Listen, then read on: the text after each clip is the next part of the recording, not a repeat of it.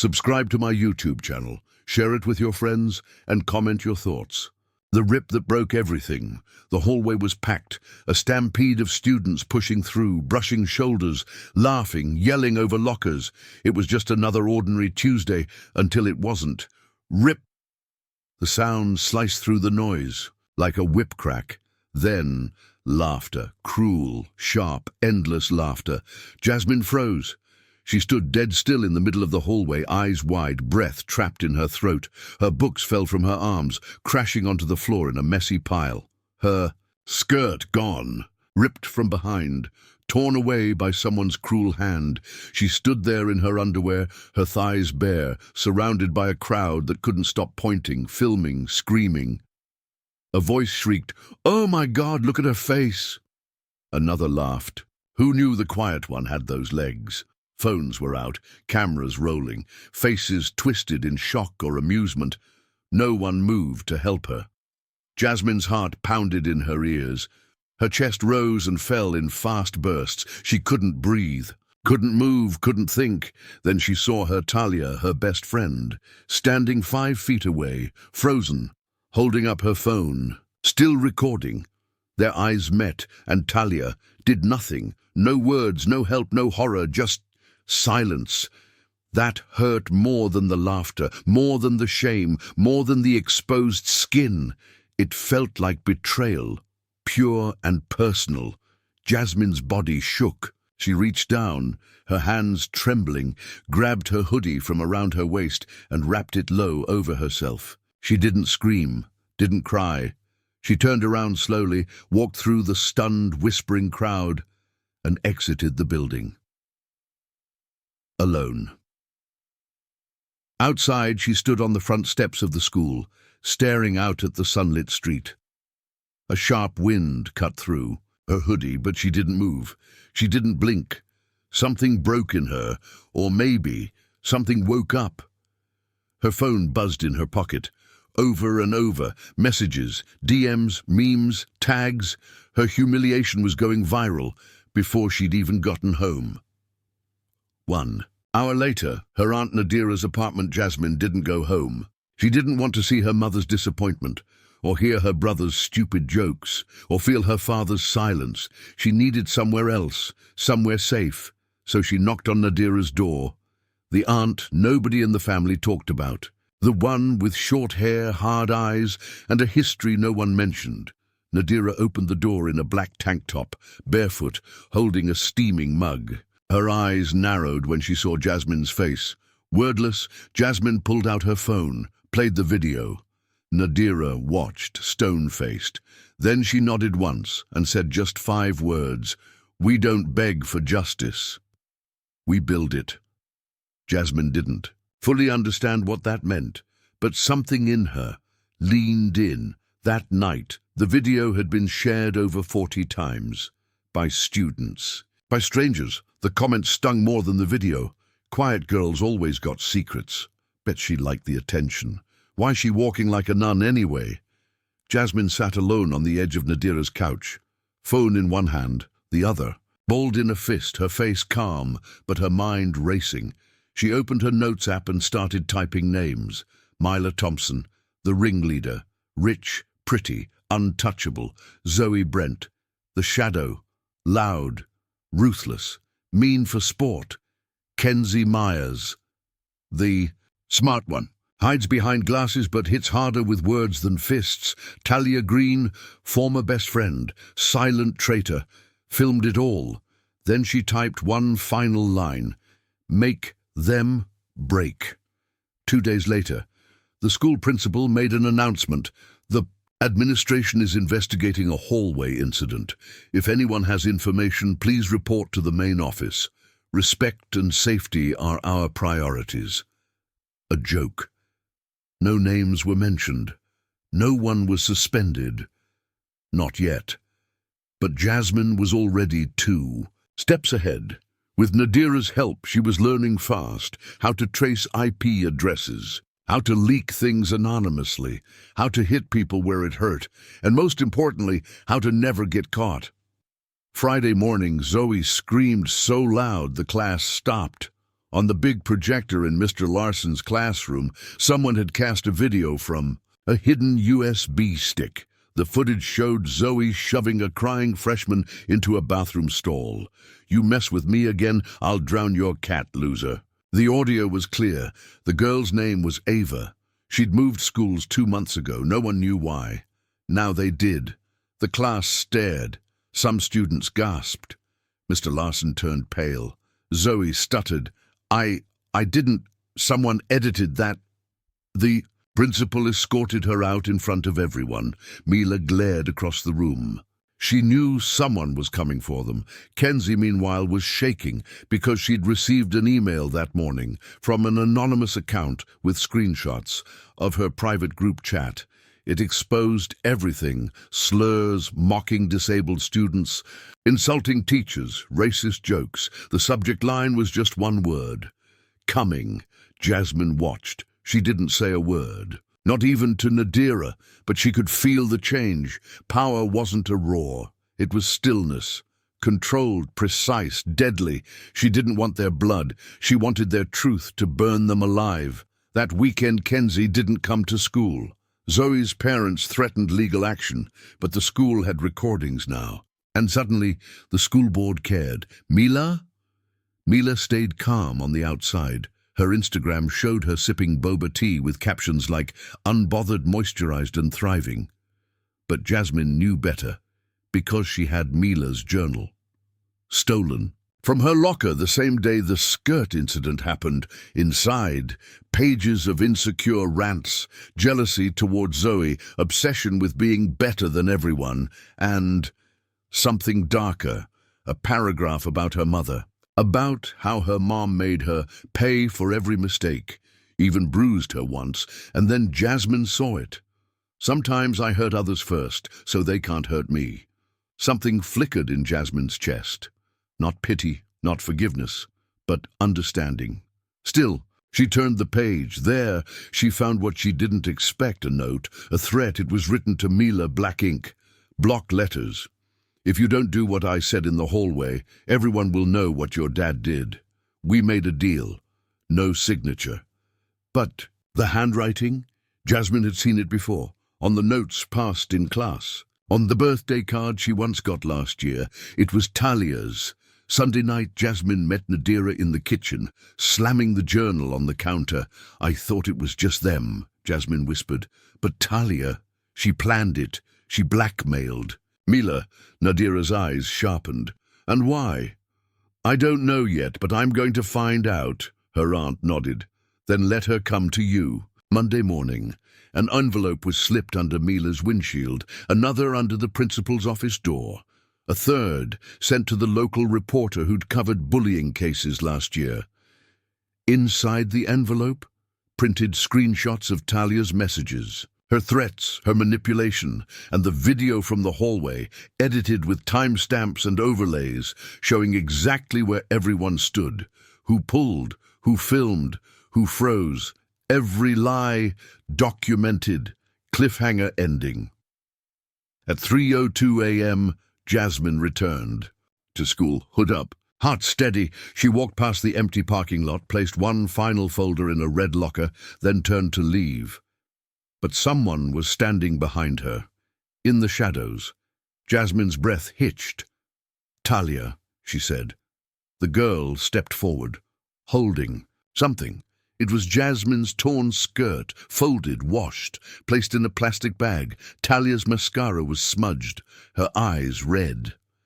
"I didn't mean to hurt you," she whispered. "But they made me choose." Jasmine stared at her, cold, confused, silent. Talia's voice cracked. "You don't understand, Jas. This goes deeper than you think." Jasmine stepped forward. "Then tell me." Talia swallowed hard and said 6 words that turned Jasmine's blood cold. It wasn't just them. It was him. It was him. Jasmine's heartbeat slowed to a quiet thump. Thump. Thump. She stood in the dark hallway of her school, lit only by the emergency lights near the ceiling. Talia stood in front of her, holding the plastic bag with Jasmine's torn skirt, her hands trembling. And then she had said it. It wasn't. Just them. It was him. Jasmine took a slow step forward. Who's him? Talia didn't answer right away. Her lips parted, but no words came. Her eyes darted around like someone might be listening. Jasmine noticed the way her fingers clutched. The plastic like it was her last line of defense. Talia. Jasmine's voice was quieter now. Tell me. Talia opened her mouth again, and this time the words came. Soft. Broken. Principal Howard. Jasmine blinked. For a moment, she thought she had misheard. Maybe she wanted to mishear. The principal, Jasmine asked slowly. Are you saying he made you do it? Talia looked away. Not exactly. He gave me a choice, and I was scared, Jazz. I didn't know what to do. Start from the beginning, Jasmine demanded. All of it. 1 month earlier. According to Talia, it started. When she was caught sneaking out of school early, a teacher reported it, but instead of detention, Principal Howard called her into his office alone. He told her there wouldn't be any punishment, not if she helped him keep an eye on certain students like Jasmine. He had a list, Talia whispered. Your name was on it, and Mila's, and 3 other black girls in the school. He said you were disruptive influences, Jasmine's. Skin crawled. Then, Talia continued, he started asking questions about you, your habits, where you went, who you talked to, what you posted, and he said if I didn't cooperate, he'd find a reason to expel me, or worse, hurt my mom's job. Jasmine's mind reeled. So you became his spy. Talia looked ashamed. I didn't want to, I swear. But then he found out something about Mila, something bad. I think about her dad. He told her if she didn't send a message to scare you, he'd leak everything. And he told me to make sure someone got it all on camera. That's why I filmed it, her voice cracked. He said he wanted a reason to push you out, said your type doesn't belong in this school. Jasmine could barely breathe. Her knees felt weak. She'd known something was off since the moment she stepped into that building. The way he looked at her during orientation, the comments he made about her tone when she asked questions, how she was the only one ever pulled aside after group incidents, but she thought maybe she was imagining it. Now she knew better. Present moment, school hallway. Jasmine stepped back from Talia. Her eyes were burning, not from tears, but from rage. You filmed me being humiliated, she said, voice shaking. You handed me over like I was disposable. I didn't want to, Jazz, I swear. Jasmine stared at her. And now you want what? Forgiveness. Talia looked down. No, I don't expect that. I had to tell you the truth. Before you go after Mila and Zoe and Kenzie. They're awful, yeah, but they weren't the top of the chain. Jasmine took the bag from Talia's hands. The torn skirt felt like ash in her palms. Then she walked past her, quietly, without another word, but her mind was screaming. That night, Nadira's apartment, Jasmine told Nadira everything. Her aunt didn't interrupt once. She just listened with her arms folded across her chest, her jaw tight.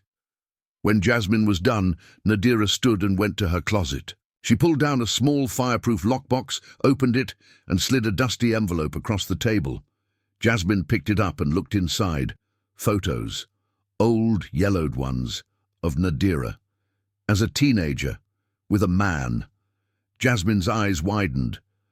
That's Principal Howard. Nadira nodded.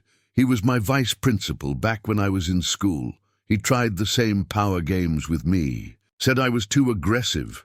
Threatened to sabotage my college applications if I didn't stay quiet. Jasmine stared. So you knew him? I knew what he was capable of. I just never thought he'd still be in the system, still climbing. Ladders, hurting girls like you. Jasmine clenched her fists. Then it ends now. The plan. Jasmine didn't want revenge anymore. She wanted exposure. She wanted the system to choke on its secrets. With Nadira's help, she built a strategy, collect evidence. Talia's recorded confession, they had it on audio. Mila's journal, with handwriting matching Talia's threats, emails from Principal Howard to Talia, saved from her school account. Build allies. Jasmine messaged Ava, the freshman Zoe had bullied. She reached out to 2 other black girls who'd quietly left the school, and she even got a response from a retired teacher, Ms. Kemp, who left suddenly. Years ago, after disagreements with the administration, go public, but smartly, not on social media. That could be spun. Instead, she sent the full package anonymously to the local school board, a popular teen justice podcast, and an investigative journalist who specialized in corruption in education. Set the trap. Jasmine scheduled a fake meeting with Principal Howard under the name of a made-up guidance counselor using a spoofed email. She left a hidden recorder in the office, planted a camera in her hoodie drawstring, and walked in, smiling. The meeting Jasmine, Principal, Howard said, standing up from behind his desk. I was wondering when you'd want to talk about your recent behavior. He gestured for her to sit. She didn't. She looked around the room and asked calmly, why me? He paused, then smiled. You think I'm targeting you? Jasmine didn't flinch. Aren't you? He chuckled softly. Some students just don't fit our culture here. It's not personal. That's what you told Talia, right? And Mila? His expression twitched. Just for a second. Be careful. What you say, Jasmine? I'm still the one who decides who stays and who goes. Not for long, she said, and she left. The fallout. Within 72 hours, the podcast dropped a surprise episode. Episode 47, The High School Where Justice Was a Lie. It featured voice clips, blurred faces, and emotional testimonies. People were horrified. Within hours, the journalist published an article that went viral. He called them disruptive. What this principal did to black girls will shock you. The school board launched a formal investigation. Parents demanded action. Former students came forward. Even local politicians got involved. Principal Howard was suspended. Zoe was expelled. Kenzie withdrew. Mila was put on probation, but she never returned. And Talia? She transferred to a different school entirely. She never tried to reach Jasmine again. Final scene. Back in the hallway. 3 weeks later, Jasmine stood in the same hallway where it all started. Her new skirt swayed around her knees. Her head was high. People moved aside when she walked now, not out of fear but out of respect. She saw someone filming her from behind their locker. She turned and smiled. You want a story? She called out. I'll give you one. She walked. Off as the bell rang, the sound of a different girl, stronger, unbroken, echoing down the hallway. But the story wasn't over yet, because someone else had just sent her a message, from a blocked number. One word. Next? The message in red. The message was short. Just one word. Next. Sent from a blocked number. Jasmine stared at it, heart thumping.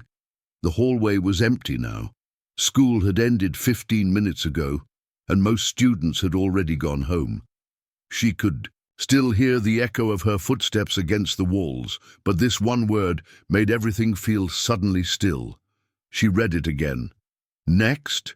Was it a threat, a challenge, or a warning? She didn't know. But something in her gut said it wasn't over. Not yet. Later that night, Nadira's apartment, Jasmine held her phone up to show Nadira the message. Her aunt was in the kitchen, slicing ginger root with tight, controlled movements. Could it be Howard? Jasmine asked. Trying to scare me? Nadira wiped her hands and shook her head. Howard's being investigated. He wouldn't be. That's stupid. Then who? Nadira leaned against the kitchen counter and crossed her arms. That's what we need to find out. You made enemies, Jazz. Powerful ones. And sometimes, when one falls, another rises. Jasmine sat on the couch, hugging a pillow. But I don't want a war. I just wanted truth. And you got it, Nadira said softly. But truth shakes cages. And the people still locked inside? They don't like the rattling. The quiet girl the next day at school, Jasmine noticed. Something strange. People weren't just staring at her, they were avoiding her, even the teachers, even her friends. At first, she thought it was just fallout from the podcast. But then she walked into the girls' bathroom and saw it. Red marker, scrawled across the mirror. Fake victim, attention whore. Exposed. Beneath it, someone had taped a photo of Jasmine. Not from the attack, but from her 8th grade dance, smiling in a sparkly black dress. Next to her picture was another one. Someone she hadn't seen in years. Lena Wells, the quiet girl with big glasses, who had transferred away after just 1 semester. Jasmine remembered her. Barely. They hadn't been friends. Barely talked, actually, but someone had written between the 2 photos, "How many girls will she ruin before you speak up?" Jasmine ripped the paper down and stormed out of the bathroom. Ghost file. That night, Jasmine sat in her room, laptop open, searching through old school yearbooks and archived student reports. She typed Lena Wells's name again and again, but found very little. No social media, no mention, like she had vanished. Then she tried something else. She remembered Nadira once saying, "They always try to erase the quiet ones." So she searched. School discipline logs. Using a student forum password a friend had given her, Jasmine got into a private archive teachers used. That's where she found it. A PDF file. No name in the title. Just a code. W217 silent. She opened it. The file was short but horrifying. Student Lena Wells Incident Report, March 2019. Student filed a confidential complaint against staff member for inappropriate remarks and pressure, referred to Principal H for handling. Parent later withdrew complaint. Student transferred 2 weeks later. There were no follow-ups, no investigations, just silence. Jasmine sat back in her chair. Her skin felt cold. It wasn't just her. It was never just her. Ava returns. The next morning, Jasmine got a text from Ava, the freshman who had once been bullied by Zoe. "Meet me behind the old gym. Don't bring your phone." It felt like a spy movie, but Jasmine obeyed. Behind the gym, Ava stood with her arms crossed, nervously glancing around. She looked different, harder, less afraid. "I know who sent you that message," Ava said quietly. Jasmine tensed. "Who?" Ava bit her lip. "I think it's someone trying to finish what Howard started, but it's not him. It's someone worse." Worse. She's called herself the Cleanser. Ava glanced around again. "She doesn't go to our school anymore, but she runs a group, girls from different schools. They call themselves the Loop. They say their job is to clean the system of girls who fake trauma." Jasmine's blood went cold. "Wait, that sounds—" "I know," Ava said. "But they believe it. They're angry. They think you're the reason their friends got expelled or exposed. And now they're watching you, waiting." Tension builds. Over the next few days, Jasmine started noticing strange things. Her locker was rearranged, books swapped, notes missing. Her email got locked and reset twice. Her friend Sarah suddenly stopped replying to texts. Her aunt Nadira's car was keyed. Nothing stolen, just marked with red slashes. Then one afternoon, a manila envelope showed up in Jasmine's backpack. No name, no address. Inside, 2 photos. One of Jasmine sleeping in her bed, one of Nadira at the market. A note was paperclipped to them. "Stay quiet. Stay down, or we go deeper." Jasmine stared at it for a long time. Then she lit it on fire. The anonymous ally. That night, Jasmine got an encrypted message through her private inbox. "I know what they're planning. I want to help. The senders." Username was scrambled. No name, no location. Jasmine stared at the message, then replied, "Why me?" a few seconds later. "Because I used to be one of them." The secret meeting. The next day, Jasmine met the sender in a library parking lot. The girl was tall, pale, and wearing a grey hoodie pulled over her face. She looked about 17. "I was in the loop," she said softly. For 7 months. They found me after my sister faked a breakup story online. Said she lied for attention. I believed them. I thought I was fixing something. What changed? They made me follow a girl to her therapy sessions, told me to break in and find her journal. When I refused, they blackmailed me with nude edits they made using my face. That's when I knew it was never about truth, just control. She handed Jasmine a USB. Everything's on there. Chat logs, plans, names. Then she stepped back. I'm leaving town tonight, but you can burn them from the inside. The revelation back at Nadira's apartment, Jasmine plugged the USB into her laptop. Files opened quickly. There were folders titled Recruitment Scripts, Watchlist 2022, Targets, Schools, Operation Mirror, Active, Inside Operation Mirror. Jasmine found her name, and next to it, 3 photos of her from last week, plus a single. Quote, take away her voice, break her support, then offer her silence. Nadira sat next to her, reading, her jaw clenched. They want to destroy you quietly, not with fists, but shame. Jasmine nodded. Then let's do the opposite. The broadcast Jasmine went live. Not on Instagram, not on TikTok.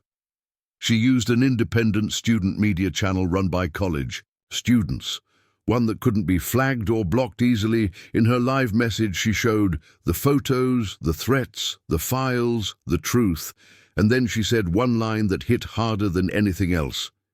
You tore my skirt. You tried to tear my spirit, but you forgot threads can be stitched, and girls like me, we don't just survive, we rewrite the rules. She ended the stream with a simple message. To the ones still watching me, I see you. And now, so does everyone else. The trap behind the apology. The video went viral, not just among students, not just in the city, nationwide. It was picked up by a youth journalism group on TikTok, then quoted in an article titled, Teen Exposes Underground Group Targeting Survivors. How far will they go? By morning, Jasmine's name was trending on X and Instagram. Some called her a hero, some called her a liar, but nobody could ignore her now. The first crack 2 days later, Jasmine got an email from the school board. Subject, urgent mediation request. They wanted to meet, in person, with her, Nadira, and, shockingly, Zoe's parents. Apparently, Zoe was open to dialogue, and the school wanted to resolve tensions constructively. Don't trust it, Nadira warned. They don't apologize, they erase. Something's off. But Jasmine said yes. She was done running. The mediation meeting. The meeting was held in the conference room of the district office. Jasmine walked in with her chin up and jaw tight. Nadira held her hand for exactly 2 seconds before letting go, and taking a seat at her side, across the table, Zoe, her mother, her father, and Mr. Ridge, the school board rep. Zoe didn't make eye contact. Her mother spoke first. We're here because Zoe wants to clear the air. Zoe shifted in her seat, voice barely above a whisper. I didn't know Howard was recording that day. I didn't know he'd send it to anyone. A pause. Then, I wanted to scare you. But not like that. I didn't mean for it to go that far. Jasmine narrowed her eyes. So, it was just a joke? Zoe flinched. A mistake. A terrible mistake. Mr. Ridge interrupted. The board is prepared to issue a formal statement of remorse and take disciplinary action against any students involved in the harassment. Howard. Jasmine interrupted. Already expelled, legally restricted from campus, Mr. Ridge said, but we'd like to avoid further scandal, which is why we're asking for your cooperation. No more public statements, no more media. Let the school handle this internally. That was it. The trap. They didn't want healing, they wanted silence. Jasmine's choice. I have one condition, Jasmine said calmly. Mr. Ridge looked up. You want silence? Fine. Then give me the names of every staff member who ignored reports. They're from Lena Wells, and I want a public apology. Not to me, to every girl who left this school feeling unsafe. Zoe's father scoffed. That's absurd. That's ancient history. Jasmine leaned forward. Pain doesn't expire. The room went cold. Then Zoe's mother whispered, "You should be careful, Jasmine. People are starting to talk." Nadira stood up instantly. "Are you threatening her?" "No," Zoe's mom said too quickly. "I'm just saying people don't like loose ends." Mr. Ridge tried to calm the room, but Jasmine had already made up her mind. "No deal," she said. "You can't silence what's already been set on fire." And she walked out. The poison message. That night, Jasmine found something taped to her bedroom window, a yellow envelope. Thin, no name. Inside was a small bottle, glass, with a brownish liquid inside, and a note. "This is what silence looks like. Sip by sip, until nothing's left." Jasmine nearly dropped it. Nadira called the police, but they couldn't trace it. Whoever was doing this knew how to stay invisible, but they were slipping, because now they were scared. The loop splinters. The anonymous ally, who had once been part of the loop, sent Jasmine another email. "Your video shook them. Internal chats are falling apart. Some girls want out, others want revenge. They're fighting." She attached screenshots. Girls arguing, accusing each other. Some wanted to expose everything and walk away. Others still wanted to ruin Jasmine completely. But one message stood out among the chaos. "We shouldn't have brought her name into it. She warned us about Lena." Jasmine froze. She, who? A twist in loyalty. The next morning, Jasmine received a plain text from a blocked number. "Meet me at the old bus depot. Come alone." Nadira begged her not to go. "You've exposed enough. Let them come to you now." But Jasmine couldn't stop. If there was a real enemy behind the curtain, she had to see their face, so she went, and what she saw shattered her. Behind the curtain, the bus depot was abandoned. Rusting benches, broken signs, a ghost of the past. Figure stood near the far wall. Hoodie up, Jasmine stepped forward. "Who are you?" The figure turned. It was Sarah, her friend, her best friend. Sarah took off the hoodie. Her eyes were red. She looked exhausted. "I'm sorry," she said before Jasmine could speak. "I didn't know how deep it went. I didn't want to hurt you, I swear." Jasmine's voice cracked. "You were in it?" Sarah nodded. "Not the loop, not officially. But they offered me protection. Said if I kept quiet, I'd never be targeted. Said if I told you to stay silent too, you'd be safer. So you sold me out." Sarah's hands shook. "I thought I was helping you, until I saw the picture of your aunt. That's when I knew. They weren't just scaring you. They were planning something." Jasmine stepped back, tears burning her eyes. "You were supposed to be my friend." "I still am," Sarah whispered. "That's why I brought this." She handed Jasmine a thumb. "Drive. Every loop meeting I recorded, chats, names, and a list of students they marked as targets. You're not the only one." Jasmine took the drive, but the betrayal stung more than anything else had so far. The true mastermind back home, Nadira and Jasmine, poured through the files together, and in one email thread, they found it. A name. Not just a member, a leader, Ms. Clark, a substitute guidance counselor. The same woman who once told Jasmine in 9th grade to let go of anger and not make herself a headline. The same woman who had transferred schools multiple times and left, behind rumors each time. She had been recruiting girls quietly, spreading fear disguised as guidance. "Holy hell," Nadira whispered. "She's been moving from school to school for years, looping in girls with trauma, turning them against each other. They had their villain. Now they needed the final move. Setting the final trap, Jasmine went online again. This time, not live. This time, it was a documentary-style drop. She called it The Loop. How silence became a weapon. She revealed the files, the victims, the messages, the name, Ms. Clark. She didn't stop there. She asked others to come forward, and they did. Girls from 3 cities, 2 teachers, a therapist, all with matching stories. Ms. Clark was suspended in 24 hours. The police opened an investigation the same night. And Zoe? She disappeared from school. The next day. No goodbye, no statement, just gone, breaking the chain. The next week, Jasmine walked into school, not with fear, with fire. The hallways were quieter. Nobody laughed, nobody whispered. They watched, some with shame, some with respect, but none with power over her anymore. In the courtyard, Ava ran up to her. "They're talking about naming the Student Help Center after you." Jasmine laughed. "God, please no." Ava smiled. "Too late. You lit the match, Jazz. Now we're just watching the walls fall." Jasmine looked around. It wasn't over, but it was beginning. The healing, the truth, the return of voices once stolen. What was taken, she took back. Rain tapped the classroom windows like restless fingers. Jasmine sat alone in the counselor's office, not Ms. Clark's anymore. Her chair was gone, her nameplate removed. The air felt different, clean but not healed. She stared at the laminated poster on the wall. "Your story matters. It used to feel like a lie. Now, it was a warning to anyone who tried to bury it. The Fallout M's. Clark had been suspended indefinitely, but that wasn't enough.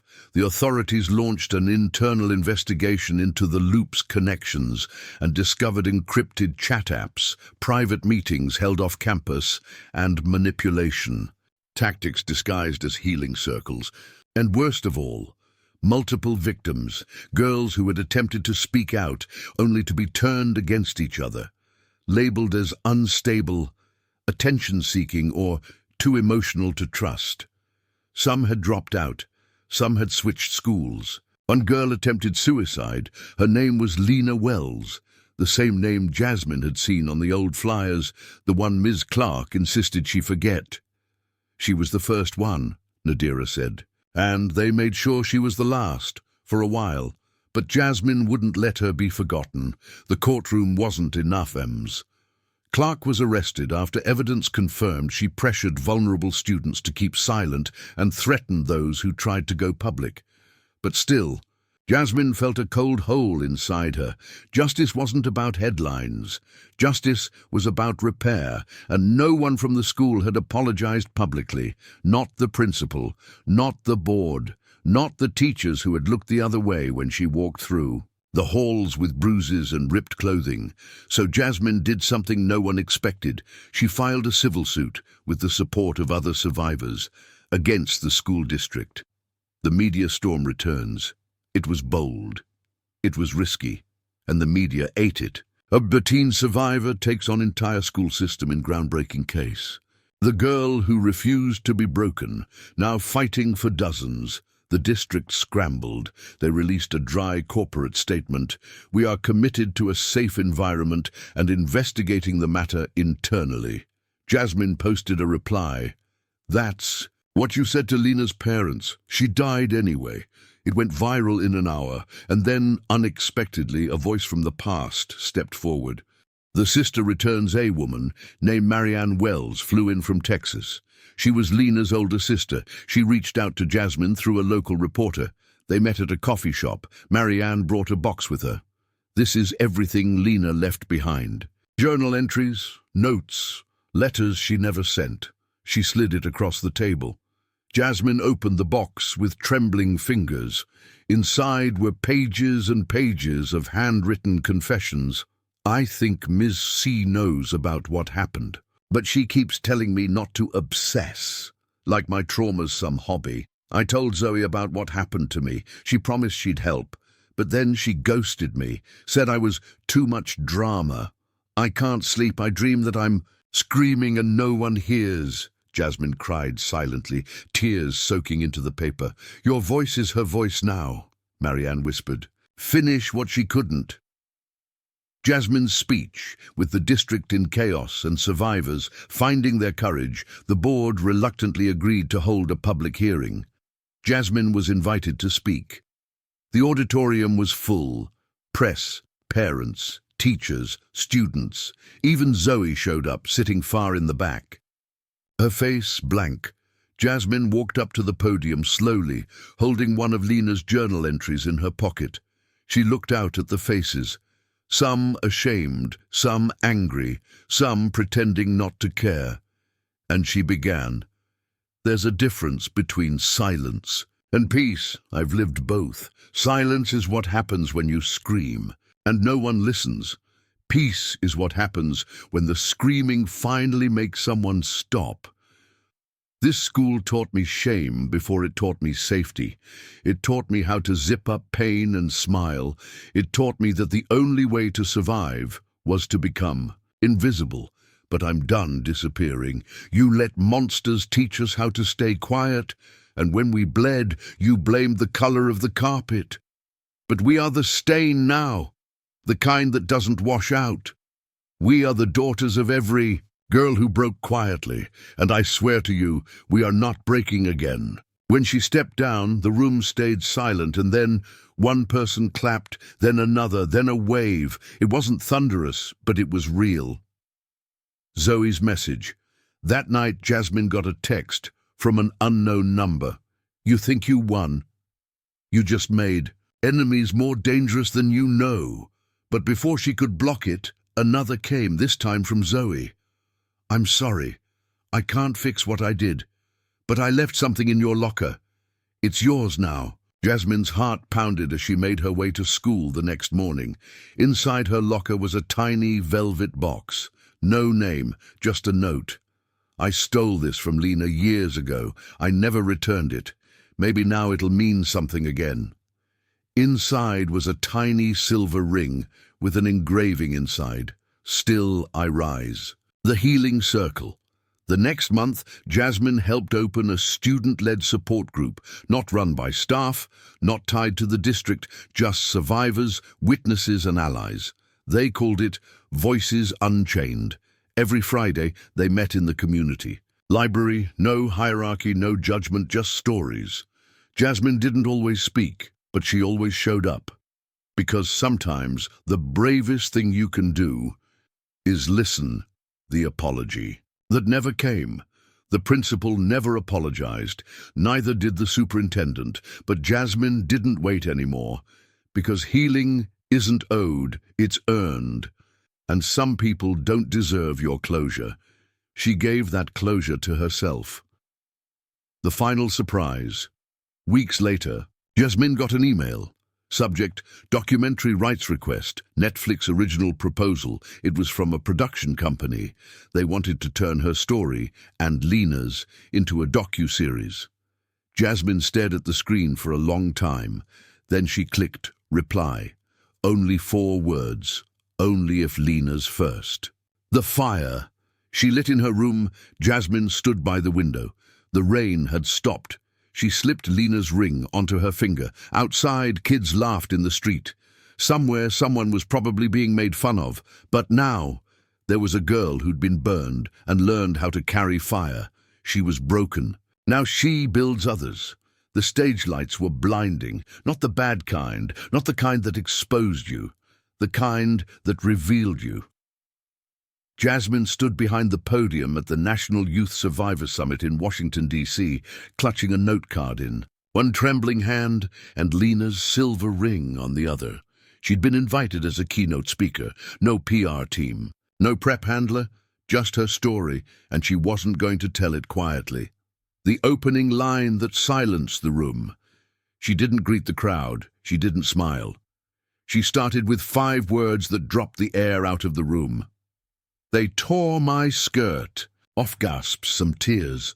One man stood to leave, but she didn't flinch, and when I screamed, no one heard me. Because it didn't happen in an alley or behind a bar. It happened at school, with cameras, with teachers nearby, and they still made me feel like the criminal. Then she paused. Let it sit. Let them squirm. And continued. The power of being seen after. Her speech, a line formed, not for selfies, for whispers. One girl said, "My teacher said I made it up, but I didn't." A boy murmured, "It happened to my sister. She never came back to school." An old woman said, "When I was 14, they said I was asking for it." It still burns. It hit Jasmine then. This wasn't just about her. She wasn't. The story, she was the spark, and sparks don't stop once they catch fire. Back home, a surprise ceremony. A month later, Jasmine returned to her city. Tired, changed, but standing straighter. There was a letter waiting for her at home, official stationery, gold seal. The City Youth Council was holding a ceremony. They were naming her Youth Hero of the Year. She didn't tell anyone, not even her mom. When she arrived at the hall, she found something that made her freeze. On stage beside the podium was a seat, empty, labeled Lena Wells. Jasmine couldn't move for a full minute, but when she walked up, she slid Lena's ring off her hand and placed it gently on the chair. "This is yours," she whispered. "I just wore it until the world could hear you." Zoe's redemption, or not. After the ceremony, someone waited by the exit. Zoe, wearing a long coat, sunglasses, and shame-like perfume, she approached quietly. "I saw your speech, and I don't expect forgiveness." Jasmine didn't say anything. Zoe pulled out a folder. "This is a signed affidavit. Everything I know about the loop, about Ms. Clark, about the threats." She handed it over. "I'm testifying. You don't have to thank me. Just let me do one right thing." Jasmine took it, looked her dead in the eyes. "I don't hate you, Zoe, but I won't carry you either." Zoe nodded slowly, tears in her lashes, then turned and walked away. That was enough. 1 year later, the final verdict, the civil lawsuit against the school district, exploded into national headlines. More survivors joined, some from other districts, some with horrifying stories. By the time the judge gave his final ruling, the court was packed. Jasmine sat between Nadira and a quiet older woman, Lena's mother. The judge read the verdict. In favor of the plaintiff's damages, $2.6 million mandated reforms in staff training, reporting procedures, and student protection programs. Immediate termination of all individuals found complicit in the suppression of abuse claims. Jasmine didn't cry. She smiled, a small, cracked, victorious smile, and whispered to Lena's mom, "She finally won." Not just a survivor, a founder with settlement funds and non-profit donations, Jasmine launched a youth-led national initiative. They called it Stitch, Standing Together. In truth, change and healing, it offered trauma support, legal guidance, and creative platforms for survivors to reclaim their voices. High schools across 5 states adopted her student-led reporting model. And Jasmine? She chose not to go to college right away. She traveled instead, city to city, school to school, story to story. The real closure came quietly. One cold morning, Jasmine returned to her old school, by invitation. The new principal had replaced nearly half the staff. The old guidance office had been turned into a quiet reflection room. There was a mural on one wall now. It showed a black girl with her back turned, her skirt torn, her spine a line of fire, her eyes made of stars. Above her, it read, "Still. Arise." Jasmine stood in front of it for a long time. A freshman girl walked up beside her. "You're her, aren't you?" Jasmine nodded slowly. "Yeah."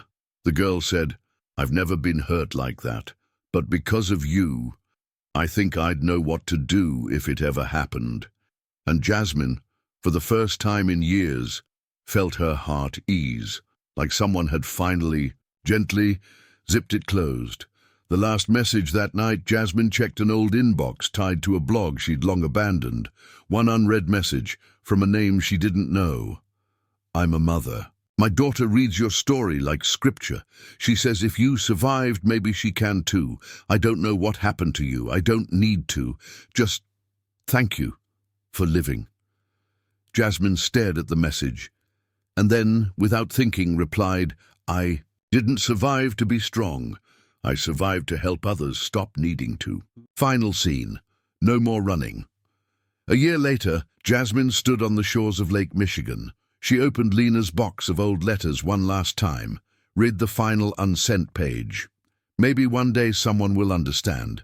Maybe they'll turn my pain into something that protects someone else. Jasmine folded the letter gently, pressed it to her heart. Then she looked up at the water. Wind caught her hair. The past no longer hunted her because she had faced it, and she had won. Closing line, the lesson. Sometimes they take everything from you, just so you can finally see what was always yours, your voice, your fire, your name. And now the world would never forget Jasmine Taylor or Lena Wells or what happened after they tore her skirt. The end.